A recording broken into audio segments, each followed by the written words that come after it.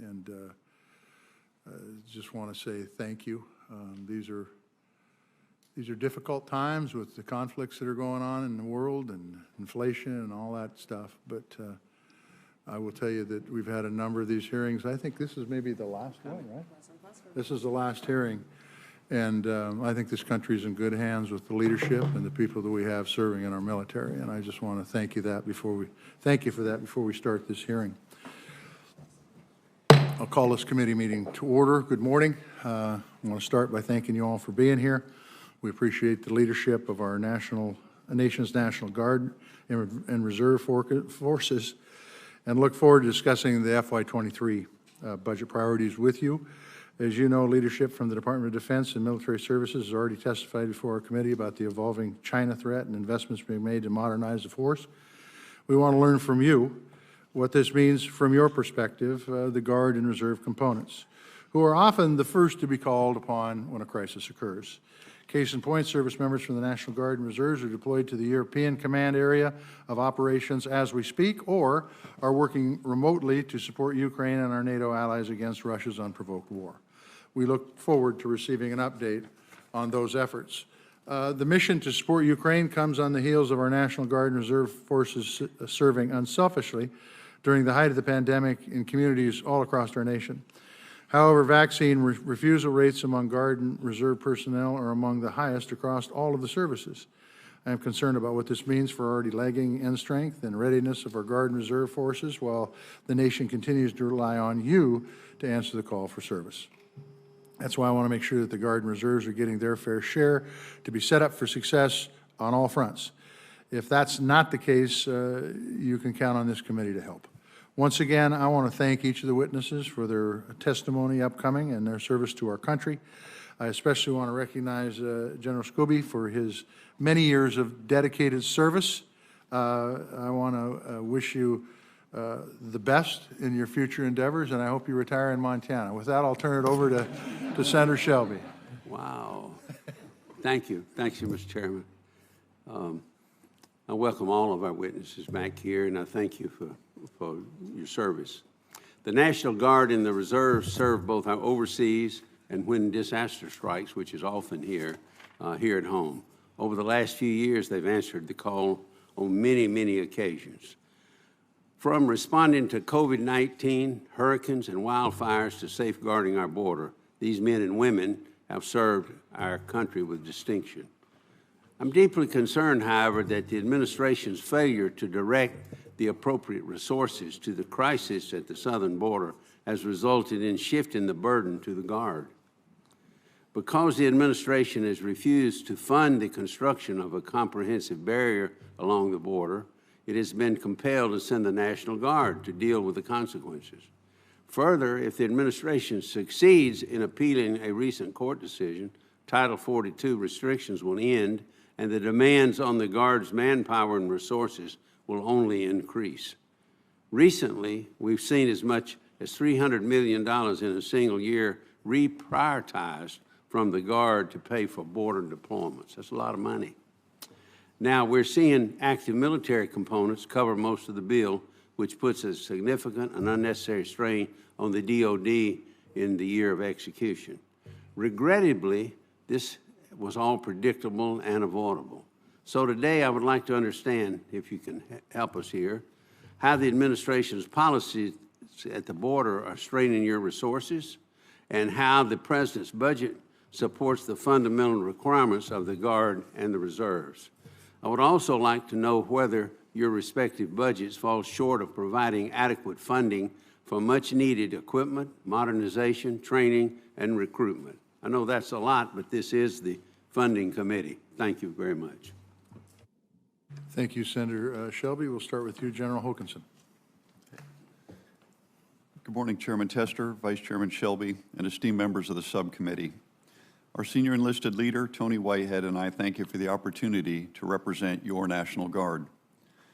Today's National Guard would not be possible without your continued investments. It provides the manning, training, and equipment for our primary mission to fight and win our nation's wars, which also makes possible our ability to serve our communities in their times of need. We are more than 440,000 strong, 20% of the Joint Force, and second in size behind the U.S. Army. Today, over 43,000 National Guard soldiers and airmen are on duty around the globe and here at home. Briefly, I would like to highlight just one of our many missions, the State Partnership Program. Your support of this program has made it invaluable to 93 countries, 45% of those in the world today. One of those partnerships is between the California National Guard and Ukraine. When Russia began its unprovoked invasion of Ukraine, Ukraine's military leaders reached out to people they trusted, people they had known for years, and those were members of the California National Guard. While much of the world underestimated the Ukrainian armed forces' abilities, the National Guard was not surprised because we've been training with them for more than 29 years. In fact, National Guardsmen were some of the last Americans to leave Ukraine.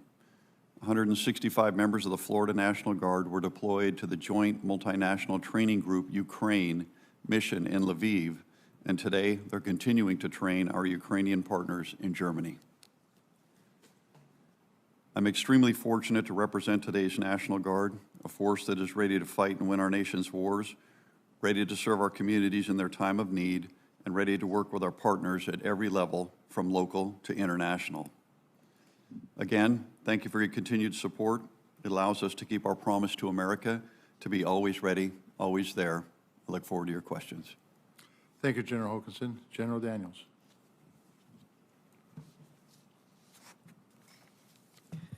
Chairman Tester, Ranking Member Shelby, distinguished members of the committee. I'm honored to be here today along with Command Sergeant Major Andrew Lombardo, representing the 200,000 soldiers and civilians of America's Army Reserve. Thank you for the opportunity to testify for your continued support to our soldiers, civilians, families, and their employers. The Army Reserve contributes vital enabling capabilities to fight and win our nation's wars. This includes over half of the total Army's quartermaster, medical, transportation, and civil affairs capabilities. Although the Army Reserve accounts for just 20% of Army personnel, we maintain approximately half the Army's enabling forces and a quarter of its force mobilization capacity, at 6% of the total Army budget. To date, the Army Reserve has mobilized over 4,000 medical professionals, logisticians, engineers, and other enablers to provide relief to our civilian counterparts during this continuing global pandemic. In support of Operation Allies Refuge, an Army Reserve surgical unit provided emergency care to patients wounded in the Hamid Karzai International Airport suicide bombing. Here at home, we quickly mobilized and transformed Fort McCoy, Wisconsin, an Army Reserve installation, into temporary housing and relocation facilities to support over 12,000 Afghan guests. We also activated over 1,000 Army Reservists to support Operation Allies Welcome locations, with some remaining on duty today. In addition to our support to wildland fire and hurricane response, Army Reserve soldiers from the 361st Multi-Role Bridge Company stationed in Georgia conducted emergency bridging operations in Louisiana. This helped create a supply and evacuation corridor to assist communities impacted by Hurricane Ida. The Army Reserve also continues to support every geographic combatant command. Since March of 21, we have mobilized almost 18,000 soldiers in support of global operations. We are also shaping tomorrow by bringing innovation and depth to Army modernization efforts. Our 75th Innovation Command supports Army Futures Command with its link to unique private sector expertise. This diverse talent pipeline was instrumental in the formation and development of the Army's software factory. Yet readiness and modernization are nothing without people. Ready and resilient soldiers, capable leaders, cohesive teams, strong families, and supportive employers are key to our readiness. To that end, we aggressively address harmful behaviors that threaten to undermine our organization. We are building resilient soldiers through tough, realistic training done safely. Sustaining our essential enabling capabilities also requires consistent, adequate, and predictable funding. We are grateful for appropriations that positively impact Army Reserve readiness and modernization, like the National Guard and Reserve Equipping Account. We are deeply appreciative of the additional MILCON funding that you provided, allowing us to replace some of our World War II-era wooden barracks. The future holds many challenges, but today's Army Reserve strives to be the most ready Army Reserve in our nation's history. With your continued support, we will leverage our essential capabilities to meet the needs of the nation and shape the Army Reserve for future warfare. Thank you, and I look forward to your questions. Thank you, General Daniels. Admiral Mustin. Good morning, Chair Tester, Ranking Member Shelby, and distinguished members of the subcommittee. It's my distinct honor to report to you today, alongside my peer reserve chiefs, on the status and the vision of America's Navy Reserve. First, I'd like to recognize my wife, Kim, whose steadfast support exemplifies the unsung sacrifices of our military spouses. I'd also like to thank the Navy Reserve Force Master Chief Tracy Hunt for his tireless efforts in support of our enlisted reserve sailors. For more than a century, the Navy Reserve has reliably responded in times of peace and times of war. Recently, the Navy Reserve provided nearly 9,000 sailors in response to the coronavirus 19 pandemic and surged hundreds of sailors to support the evolving security crisis in Europe. While indicative of the flexibility and the responsiveness of the force, these activations merely hint at the demands expected of the Navy Reserve in a conflict with a great power maritime competitor. To that end, the Navy Reserve is rapidly transforming to deliver a peerless force designed, trained, and ready to fight in sustained, multi-domain, high-end warfare. And this is why the singular priority of our Navy Reserve is simple: warfighting readiness. Modernizing reserve equipment, training systems, and mobilization processes is critical to delivering this readiness. To ensure our sailors are ready to activate and serve on day one of any conflict, the reserve force must maintain parity with our active counterparts by operating relevant modern equipment. These efforts are supported by the National Guard and Reserve Equipment Account, which is vital to ensuring the lethality of our reserve equipment. Similarly, procurement of the more capable C-130 Juliet aircraft variant to replace the 3-decade-old legacy C-130 airframes is the Navy Reserve's #1 equipment priority. Last year, Navy Reserve Fleet Logistics Squadrons flew 26,000 hours and moved 24 million pounds of cargo at a cost avoidance of $1 billion. However, the current C-130 fleet is challenged to meet sustained fleet logistics requirements. Modern KC-130 Juliets will realize an additional $200 million in annual transportation cost savings. In addition to equipment modernization, we're leveraging technology advancements to improve and modernize access to training and implementing policies and processes to place the right sailors in the right billets. In concert with these efforts, our adaptive mobilization process, demonstrated during our response to the COVID pandemic, will leverage the Navy Reserve's nationally distributed infrastructure to locally mobilize 50,000 sailors in only 30 days, rapidly and at scale. Our reserve sailors are vital to our enduring warfighting advantage, and we are committed to maintain a culture of excellence and eliminate destructive behaviors, ensuring sailor wellness and fostering a diverse, inclusive culture to enhance the asymmetric advantage of our winning team. I am grateful to the committee's support of our Navy Reserve. Our efforts are made possible by the timely delivery of a fiscal year 23 appropriations bill to provide predictability to our sailors, their families, their employers, and most importantly, to our global combatant commanders. In closing, I remain humbled every day by the commitment and contribution of our 97,000 citizen sailors, 450 civilians, and the supporting families and employers that are your Navy Reserve. I thank you for your support and attention, and I look forward to your questions. Thank you. Thank you, Admiral Mustin. General Bellin. Chairman Tester, Ranking Member Shelby, and distinguished members of the subcommittee, thank you for the opportunity to appear before you today and to testify on behalf of the Commandant of the Marine Corps about your Marine Corps Reserve. I am honored to appear with my fellow Reserve Component Service Chiefs and my senior enlisted leaders, Force Sergeant Major Carlos Ruiz and Command Master Chief Kerry Wessler, who are seated directly behind me. As the Commandant stated 2 weeks ago before this committee, the Marine Corps must be ready to respond to crisis in any climate and place. That is part of our national security. On average, every year, approximately 1/3 of my force activates for exercises or in support of global combatant commands, from no-notice deployments to CENTCOM, INDOPACOM, and EUCOM, to at-home in support of COVID-19 operations, to recruit training in support of both coasts for the recruit depots at Parris Island and San Diego, to operations allies welcome here at home for our Afghan partners. There is no timeline or mission that your Marine Corps Reserve will not and cannot answer when called upon. As the Marine Corps approach to global threats continues to evolve, so must the Marine Corps Reserve.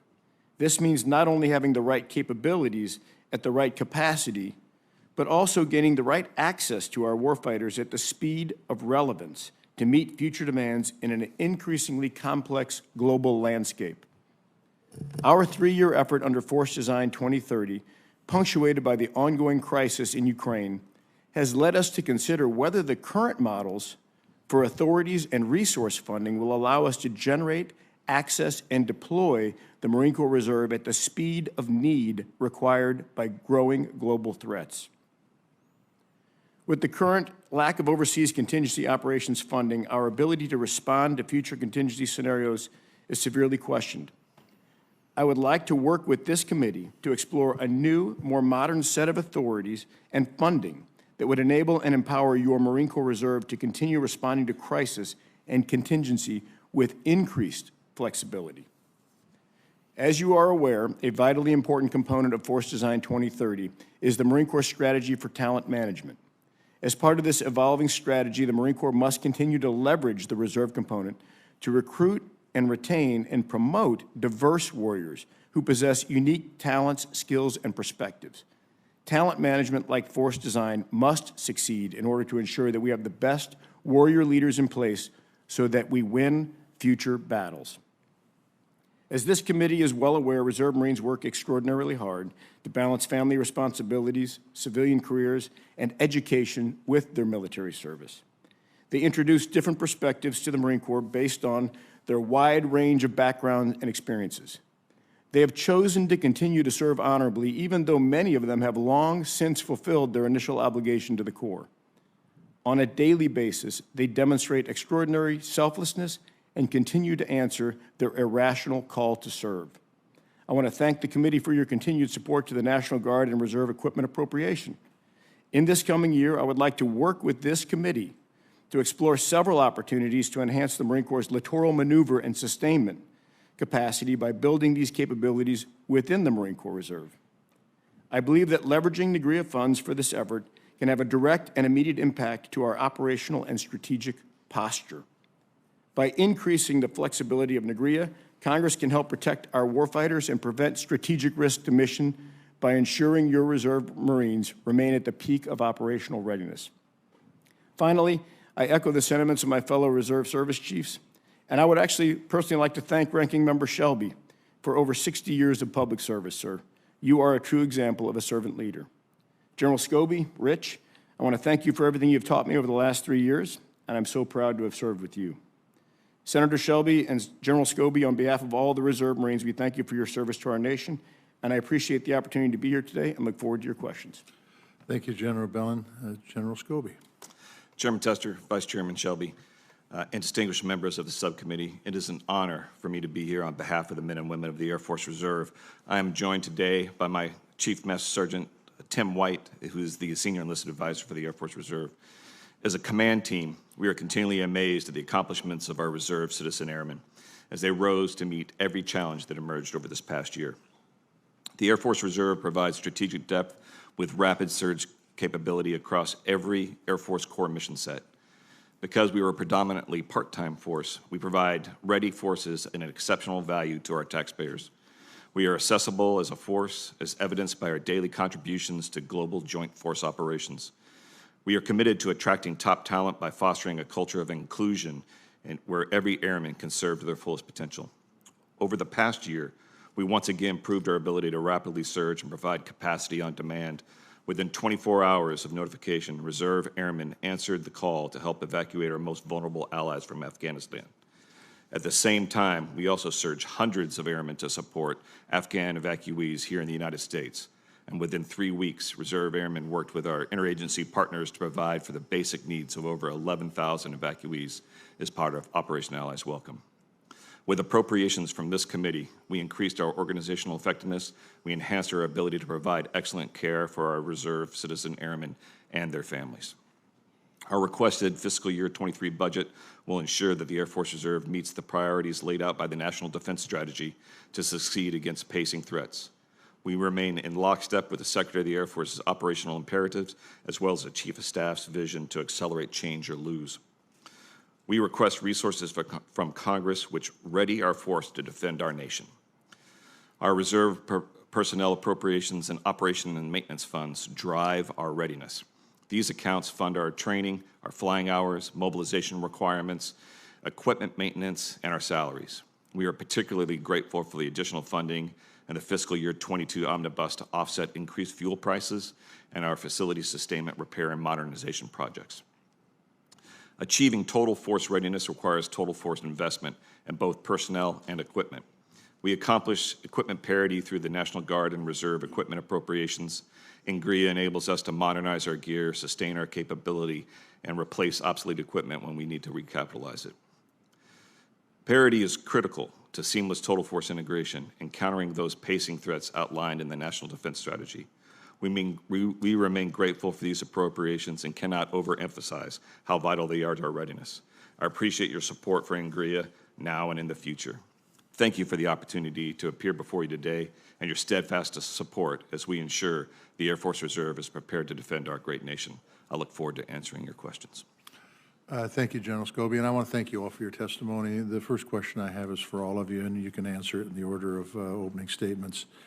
The services are modernizing for near-peer fight, and each has its own set of force structure and investment priorities. What does the focus on China mean for the Guard and Reserve force structure and your investment priorities? Chairman Tester, Dan Hokanson on behalf of the National Guard. Obviously, when we look at the threats that we face, the biggest thing we want to do is deter that so we do not get into a fight. And by having a modernized, relevant, and capable reserve component to augment our active forces, I think is perhaps one of the best deterrents that we have. Along those lines, we just have to make sure that as we go through the modernization process of all of our services to make sure that our reserve components, particularly the National Guard as the combat reserve of the Army and the Air Force, that our equipment is deployable, it's sustainable, and it's interoperable on the battlefield. So again, we also, the Army Reserve, look at what that force will be going forward into 2030 and to 2040. And we are working with our Combined Arms Command to look at what capabilities and requirements we need to achieve to be able to sustain multi-domain operations out in the future. So we're looking very closely at information advantage as a capability that we need to develop. And we're also looking at protection formations and what are the implications of those activities across the Army Reserve as we look at those new forces, new structures, new capabilities, and the skills that our personnel need to have. And so we're intimately tied in with those conversations going forward, making sure that we modernize at the same pace as the active component along with their similar structures. Admiral? The Navy Reserve is in the midst of a massive transformation, and for the last 2 years, we've been reevaluating every unit and every billet for its relevancy in a great peer or great power competition. What we found was the global war on terror for 20 years resulted in us optimizing for a land war where, as a maritime force, we need to redeploy and rethink about how we apply our reserve force capacity and capability. To that end, we have divested about 8,000 or changed about 8,000 billets from largely administrative or legacy structures to new capabilities that are specifically relevant to what we see in China and Russia. Those areas are maritime operations centers, cyber, space, expeditionary maintenance, and expeditionary logistics.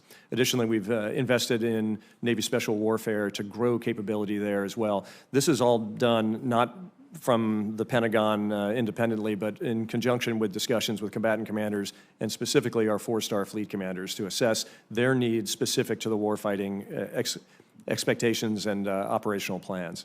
We're not done. We continue to execute the analysis, the audit, and the assessment of the relative value of every billet, knowing that every sailor is precious. But the key for us and our lens here is how do we maximize the return on investment for the taxpayers to ensure that our sailors are ready and they are ready to contribute on day one if and when they're called upon. Thank you. General?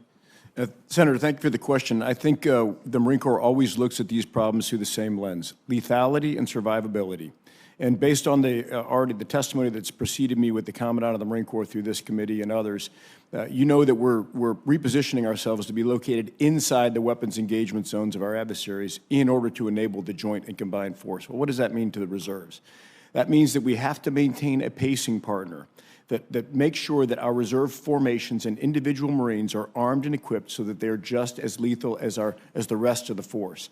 So in this past year, the reserve component has been married up with the 2nd Marine Expeditionary Force and given the specific role of global contingency response. We have an active working MEF that we're partnered with as we design the future force. The second thing I would draw your attention to is, in my opening comment, maneuverability. If you're inside the weapons basket of our adversaries, you have to be able to maneuver. Maneuver to get off our own shots, maneuver to survive, maneuver to sustain, maneuver to CASEVAC, medevac. And I believe that in the future, the reserve component of the Marine Corps could take a lead in converting structure to near coastal, coastal, and riverine maneuverability for strike, survival, and sustainment. General? Chairman Tester, I think what you've asked is a key question here, and I would say in the Air Force, we have really endeavored to join as the three components, the reserve with the National Guard and with the active component, to ensure that we're coming up with a force structure that is modern and equipped to meet the needs of the national defense strategy, especially against a pacing threat like China. I think this has been one of the things that we have really worked hard to do.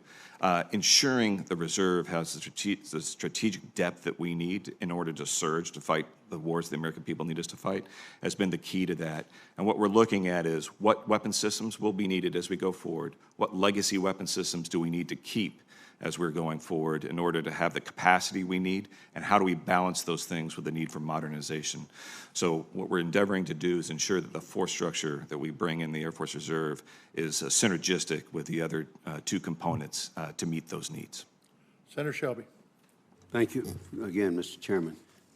General Hokanson, as migrant numbers are increasing, the Department of Homeland Security recently requested even more manpower and resources from DOD to fill capability gaps at the southwest border. You're very familiar with this.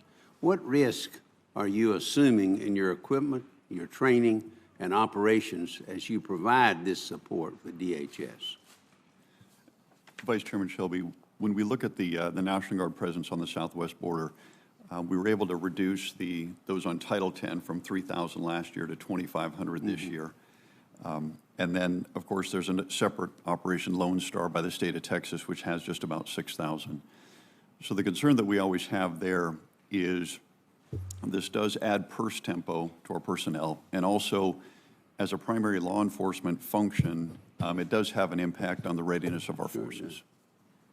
There have been many references in the news about the border mission causing extremely low morale in the service members in the Guard, and there are reports of an increase in suicide among Guardsmen. What's the Guard's assessment of this, if you've done this, and what is the Guard planning to do to address this problem? Because it's becoming a problem. Vice Chairman. Stress, I guess, I'm supposed. Yeah. Vice Chairman Shelby, so for the soldiers on the southwest border under Title 10, they fall under U.S. Northern Command, as you know. And so we work very closely with U.S. Northern Command anytime we hear instances of low morale or concerns with those units. And we work with that headquarters basically to adjudicate those. And we also encourage our adjutants general that have soldiers along the border to go visit them and identify firsthand any additional resources that they can provide or that they may need, and then to make sure that NORTHCOM is aware of that so that they can provide those. With respect to Operation Lone Star, I'd really have to defer to the state of Texas as it falls under the governor there.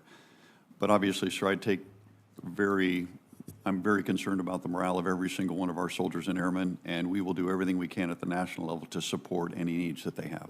Thank you. I'll propound this to all of you. The Guard and Reserves are often the last service components to field new equipment platforms, and you tend to receive less in the President's budget for procurement than others on upgrades. Can each of you identify critical equipment platforms that need urgent upgrades and modernization that are currently unfunded? Also, how do you plan to mitigate any risk associated with budget gaps in these platforms? General, we start with you. Yeah. Vice Chairman Shelby, if I could pick one field, I would say the fighter fleet that we have in the Air National Guard. We've got 6 squadrons of F-15 seasoned which need to be replaced, and 7 squadrons of the pre-block F-16s, the older ones. In the National Guard, we have 25 fighter squadrons, and I think our nation needs every single one of those. So it's important that we identify really a way forward to recapitalize those fleets with newer aircraft so they can continue to provide really 30% of the Air Force's air capability. And the next generation, too, right? Yes, sir, absolutely. When we look at the future threat environment, we want to make sure that Number one, we can meet everything we're being asked to do, but then we can also operate on that battlefield successfully to fight and win. General Daniels, you.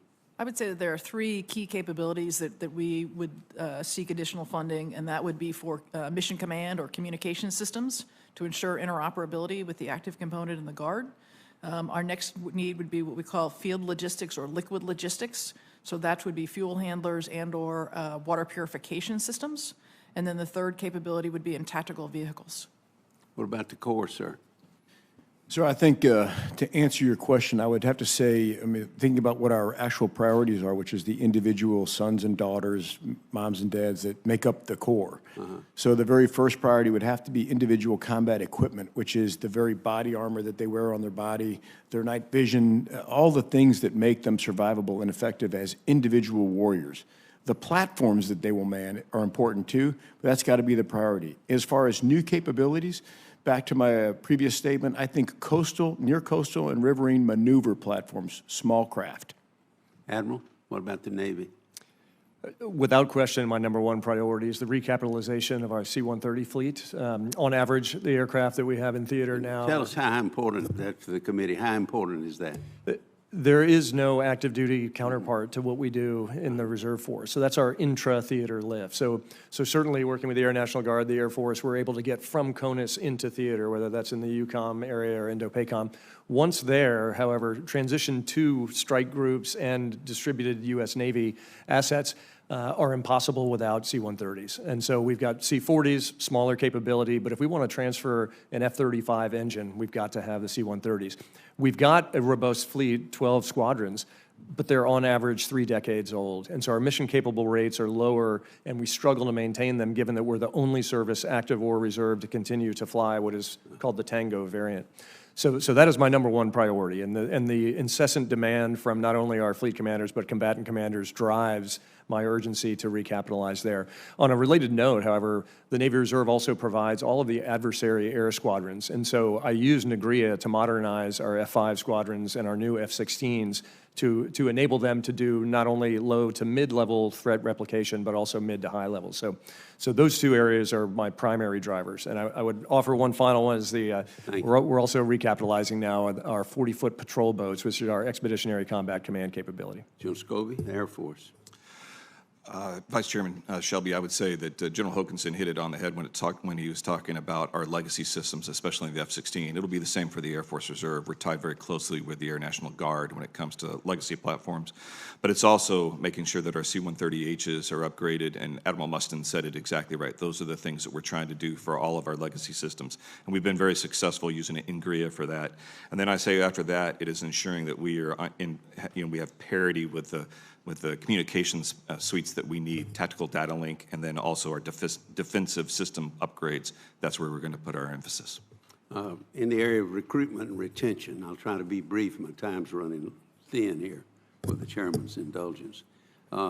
There's a nationwide workforce shortage, as we know, and the services are seeing all-time low recruiting numbers, which we know can affect readiness. It doesn't seem at the moment that incentive pay is doing enough to solve the problem. We've gone through COVID, we've gone through other things. That's a big challenge for you, isn't it, General? How can we help?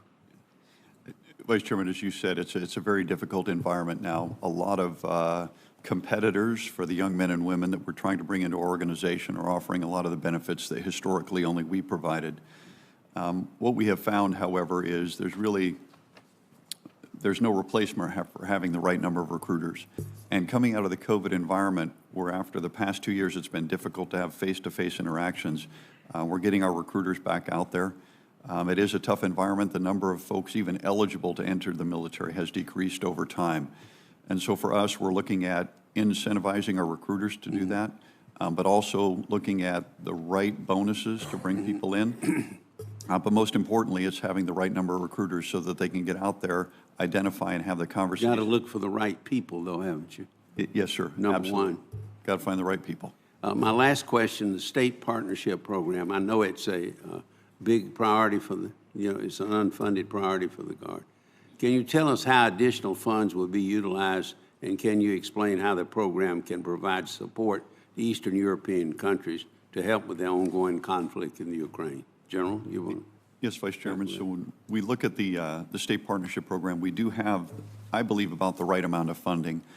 What we do run into is the flexibility, because sometimes if the appropriation comes late, we have to execute it within that fiscal year. And sometimes a lot of the countries that we work with don't have that flexibility because their fiscal year is a little bit different than ours. So any flexibility we could get on that funding to go through the fiscal year to meet the intent of the appropriation that you give us would be extremely beneficial to us and our partners. Mr. Chairman, thank you for your indulgence. Thank you, Mr. Chairman, and thank you to each of you for your testimony this morning and for your service to the country and to all of our members of the military who are here this morning. Thank you very much. General Hokanson, I know you were just at the Air National Guard base in New Hampshire at Pease, and we very much appreciated your visit. I don't know if this issue came up, but it certainly came up in the community. You're probably aware, the former Pease Air Force Base had a lot of PFAS contamination. The Air Force, General Scobie and General Hokanson, has been very good in working with the community of Portsmouth to address that PFAS. But I'm troubled because we put a provision in the defense bill last year that has been interpreted by the Department of Defense to limit the disclosure that they provide to communities about PFAS contamination. And I don't believe that was the intent of the committee when we passed that, and it's created real concerns for the community. Do you have any idea when DOD is going to issue guidance about what's going to be allowed with respect to disclosure? Senator Shaheen, not specifically. I know with respect to Pease, the Air Force BRAC office is working that, and I know they're in the investigative phase right now. The concern that we have within the National Guard specifically is we need access to the DERB funding, the emergency response funds, because if we don't have that, then it causes us to utilize our operations and maintenance funding, which has a significant impact on our readiness. So we obviously want to work very closely with the Air Force on this to ensure that we're good neighbors to our communities, and we'll continue to follow up with that, particularly related to Pease Air Force Base. Thank you. I think that the transparency piece is really important also to reassure communities that are affected that so that they don't lose trust in their military partners on those bases. Thank you. One of the things I think you may also have heard when you were at Pease was the partnership that they have with Delta Airlines with respect to the KC-46 and maintenance. Can you talk about why that's helpful and whether that has any potential to serve as a model for other Guard bases or other efforts to address the challenges with the KC-46? So, ma'am, anytime we can partner with industry and our partners actually within the state, it benefits both of our organizations. Particularly to Pease, when you look at the civilian support for some of our aviators that fly the KC-46 and also with the airlines, it gives them a great benefit, and also we can learn from each other. And so in many cases when we're operating the same platforms, in this case, it benefits both of us, and we want to work together whenever we can because I think it makes us both better. Thank you. Admiral Mustin, you talked about the importance of budget certainty. I think you also mentioned that, General Scobie, in your remarks. Can you talk about the challenges that it creates for you, Admiral Mustin? I'm going to ask each of you to respond to this. When you don't know what's going to happen with the budget and you're not sure about your appropriation. Yes, Senator, thank you for the great question. The reality is, like each of the other components, we wrestle with the unknown as it relates to predictable funding. So we create what we believe to be an adequate reflection of the consumption or the obligation of funds, and that's a direct reflection to the operations of our force. When either we operate in a continuing resolution, meaning no new starts, no new contracts, it pressurizes the back half of the year in that we may get a full year's funding with only 6 months to execute. In many cases, it's unexecutable. And so we hate to then show up at the end of the fiscal year and say we've got money that we could not obligate. On the other hand, we want to ensure that we maximize the utility of every dollar available. And we've got many talented citizen sailors who want to do more service. And yet, when we're unable to offer that to them because we have uncertainty with the budget, it results in a lack of readiness for us. General Scobie, you want to add to that? Senator, thank you. In addition to what Admiral Mustin said, it is also the fact that we will be out of step with where we've transitioned our force. For instance, every year we try to maximize our force and put the jobs and people and places that the country needs us. So as we go from year to year, they may be, when they should have been technicians, we might have them as traditional reservists and vice versa. So the money is not where it needs to be for execution in that year, and it causes us to slow down either hiring or slow down the ability to get after the missions we're trying to get after. Thank you. My time is up. I'm sure everybody would like to weigh in on this question, but is it fair to say, and you can just nod your head, that you can't be as effective and as efficient as you would like to be if we can't get our act together here in Congress and get you the budget that you need to operate? Thank you. Thank you, Mr. Chairman. Thank you for that question, Senator Shaheen. Senator Moran. Chairman Tester, thank you. Let me start with General Hokanson. I'm going to try to go quickly. I have no chance for a second round this morning, so I'm going to try to get all my questions in at the first round. General Hokanson, we had a conversation last year about this time in this type of hearing, and you expressed support for establishing a cybersecurity pilot program that would partner the National Guard with industry, academia, and state and local government to work on our critical infrastructure. I worked to secure $10 million in the 22 defense appropriations to enable the Guard to implement that pilot program, but it's my understanding that there has been, I would categorize this as little accomplished since then, but could you tell me what the problem is and what needs to be done to get this off the dime? Yes, Senator Moran. So when I look at where we are with our cyber within each of our 54 National Guards, we did a pilot a few years ago called a Cyber Mission Assurance Team, and we learned a lot of lessons from that. But what we found is we didn't have the force structure, but we had a small defensive cyber element in each state. So we actually got with U.S. Cybercom to realize how can we best improve and help each of our states with their resiliency.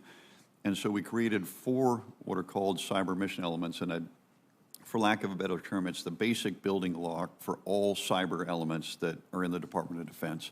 And we've got 4 states working at that right now.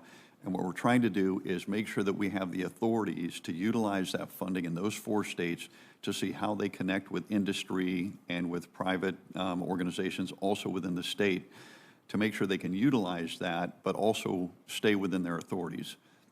And we're learning a lot as we have in the election support in 2016 and 2018, and we're looking to also do that this year as well. And we're also leveraging what we've learned from our responses to in Louisiana, as an example, to one of the school districts that was hit, and then also some of the counties in Texas as well. So what we're doing is we're learning from what we have, but we want to make sure that we have the authorities to utilize that resourcing for what it was intended to do. When do you expect that you'd have an understanding of the answer to that? Well, sir, this is ongoing. We plan to field all 54 by 24, and so I'm hoping that we get that stuff as quickly as possible because we want to make sure every resource that's made available to us that we can actually implement and learn from. And the resources that were made available to you in the Defense Appropriation Bill of last year, they're still of value to you? Yes, sir.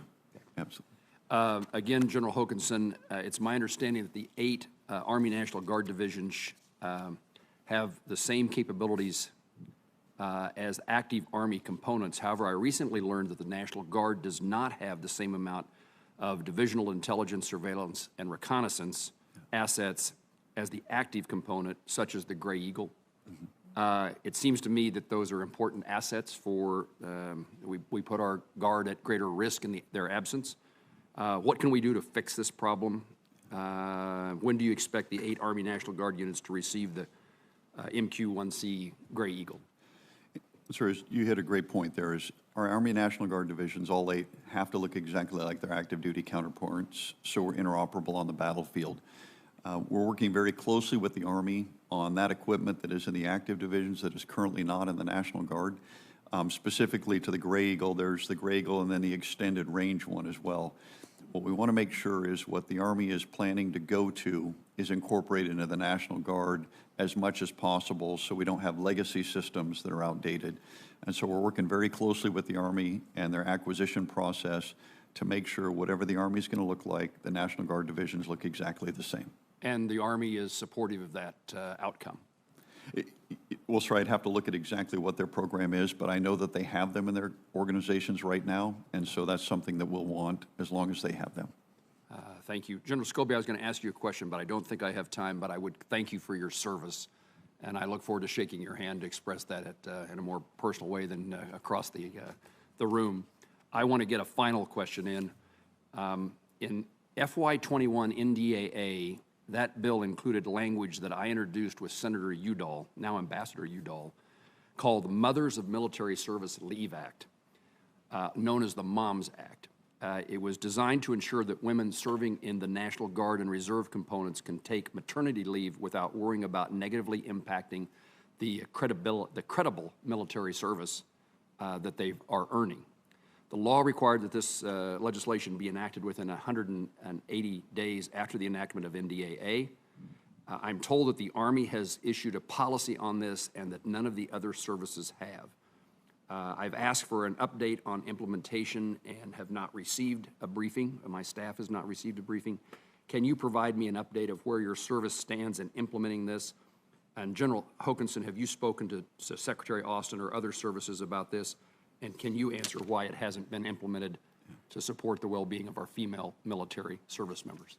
Yes, Senator Moran. We have provided input to policy on the implementation of this, and I know that there's a draft out there. We're just waiting for OSD approval so that we can then implement that as quickly as possible. Let me ask your colleagues at the table where they are on this topic. Sir, I guess I'll go ahead and start. As always, we are ready to execute orders as soon as they come from the department. So this is not a branch issue, this is a department issue. We're simply waiting for the alignment of policy and orders. I know you're not going to place the burden on anyone. You're waiting. Yes, sir.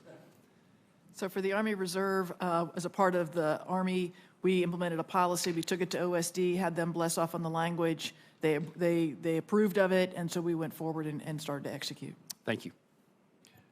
The Navy is wildly supportive of the MOMS Act, and I appreciate your introduction of that language specifically. We also, however, are waiting for the policy division to approve it. Once approved, the Navy is ready to execute. Thank you.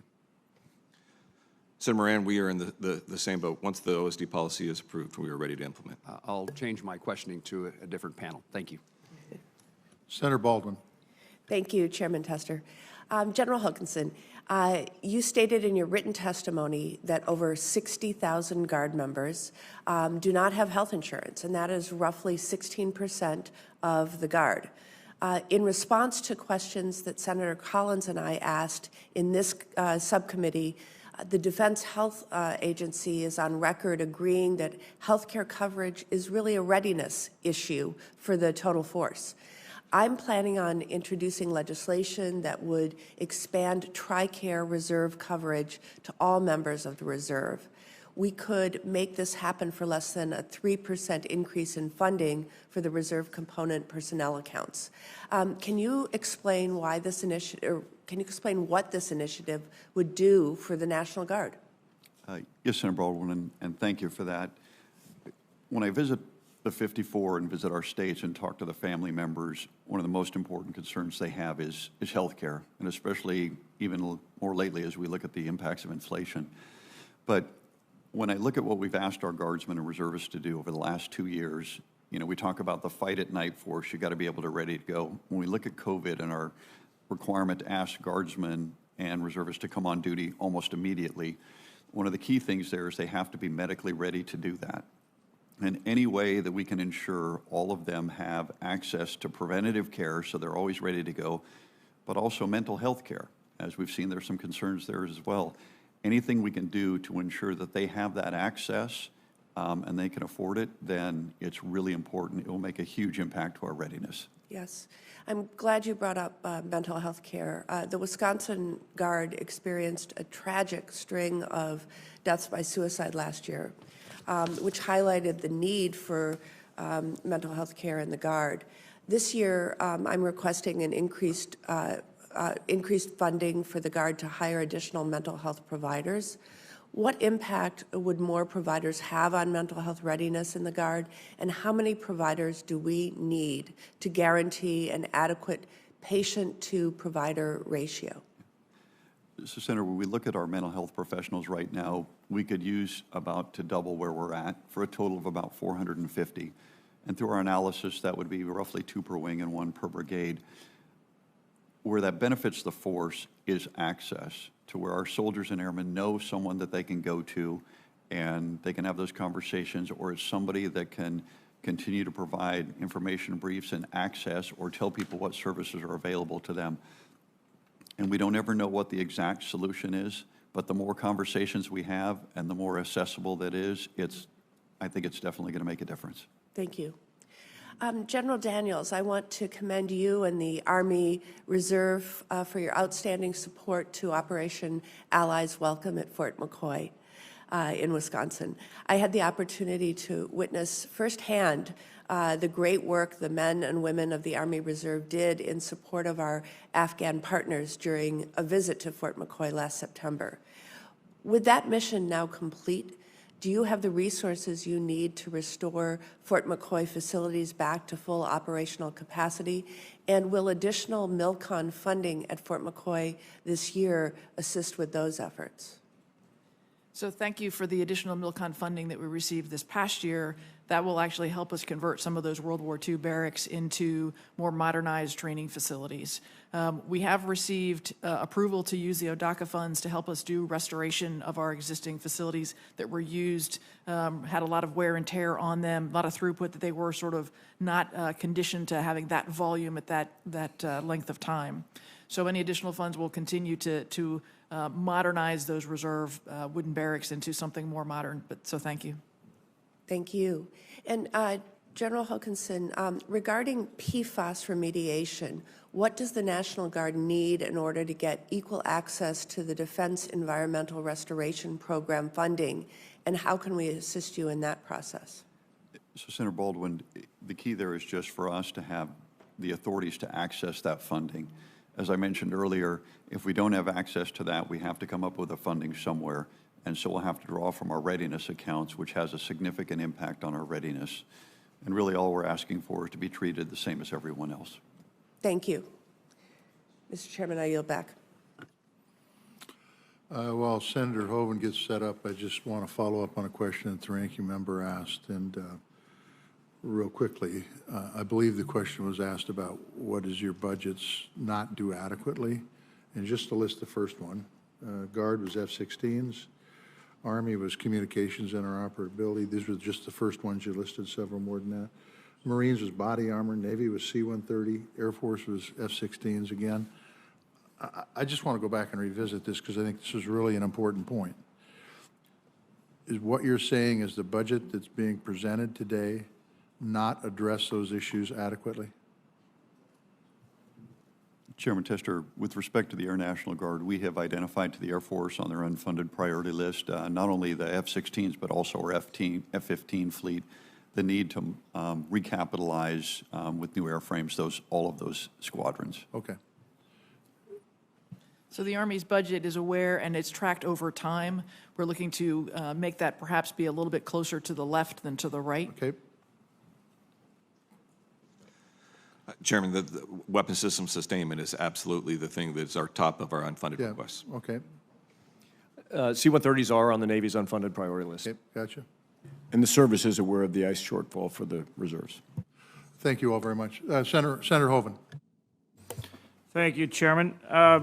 General Hokanson, the MQ-1C Gray Eagle, you and I talked about it before. It's a mission that you all have to support the military, our Army with that mission, but you don't currently have any of your guardsmen that actually have that system and train on it and operate on it, and we all know how active you are these days in everything we do, and it's just amazing, and you do, of course, an incredible job. So I guess, what about, don't you need to be training on this system if you're going to actually utilize it in combat, which is, in fact, the case? Yes, Senator Hoven. So when we look at the 8 divisions in the Army National Guard. Our goal is they look exactly like their active component divisions, so they're interoperable on the battlefield or whenever our nation needs them. And as you mentioned, the Gray Eagle is one of the capabilities that currently exists in the active component. We're working very closely with the Army when we look at not only the Gray Eagle, but the extended range version of the Gray Eagle to make sure if the Army acquires more, that we have those integrated in the National Guard divisions as well, because we think it's absolutely important.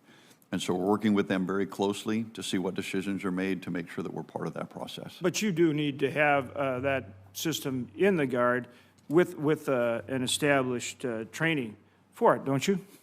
Yes, sir. If the intent is to implement those across the entire Army, we absolutely need those in our formations. And as you said, we need to train in those so that we're ready to use them when they're needed. Yeah, that's vitally important. That's how we do it with all of our weapon systems, and rightly so. I want to ask you about the MQ-9 Reaper conversion. As you know, we've had that mission at with the hooligans at Fargo. Our Guard in Fargo shifted from the F-16 to the originally Predator, now Reaper. But I want, given that they have had that mission now for, I lose track, long time. One of the first to get it, maybe the first Guard unit to get it, and they have very good clients.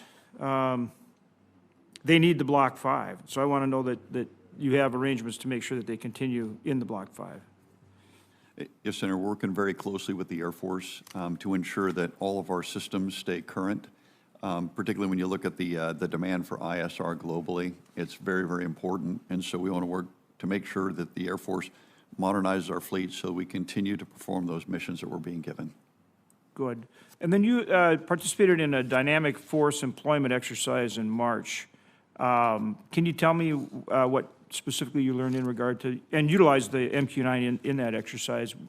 Tell me how that worked and what you learned from it. Yes, Senator, I'd have to follow up with the state to see how it actually worked, but I know that the intent all along was that our units are capable of dynamic force employment to show that the Guard readiness levels are the same as their active duty counterparts, and when asked to do those mission sets, we can perform them seamlessly.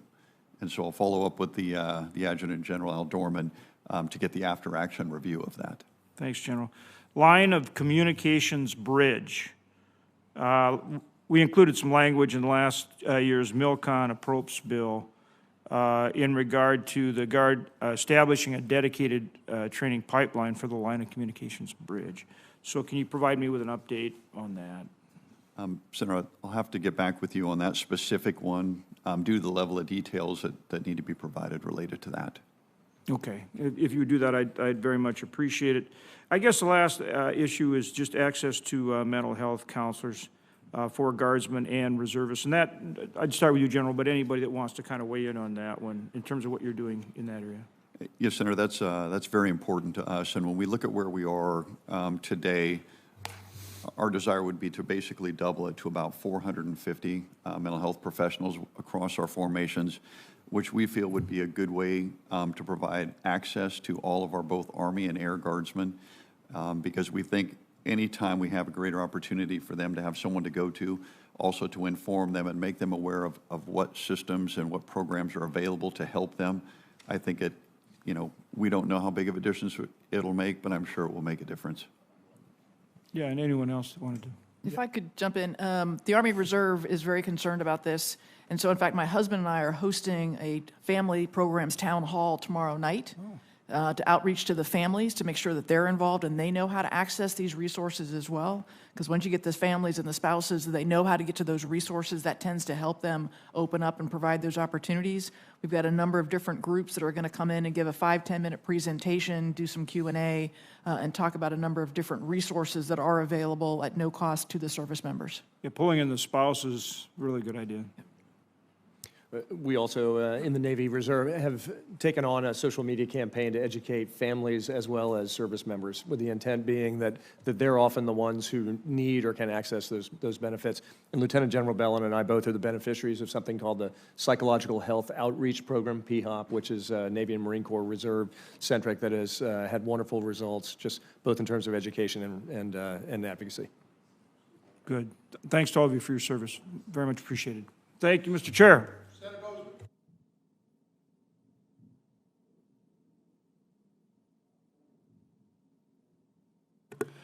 I'm in business now. Thank you, Mr. Chairman, and we appreciate you all being here and all you represent. It's always a pleasure to visit with you as we talk about military construction issues and things like that, which is dramatically underfunded, which we're working hard to fix with your all's help. But Lieutenant General Daniels, in a recent article you wrote called Changing Culture, you stated that company commanders are reporting they spend 1 or 2 nights per week briefing metrics to higher headquarters, which can overburden these soldiers with needless requirements that take away from spending time with family and employers. Can you tell us how this is impacting recruitment and retention? This is a great retention tool because I've essentially provided top cover for all of my soldiers, all of my units, all of my formations, and said, this is what I care about. And it's about readiness. It's about going out and conducting tough, realistic training done safely. And it's not about all the admin statistics. So go do those training, go do those events, go do those things while you join the force. You didn't join the force to fill out paperwork. You joined the force to do cool Army training. So by providing this paper, I've made it very clear what my intent is and what I want leaders to focus on, which is out doing that tough training safely.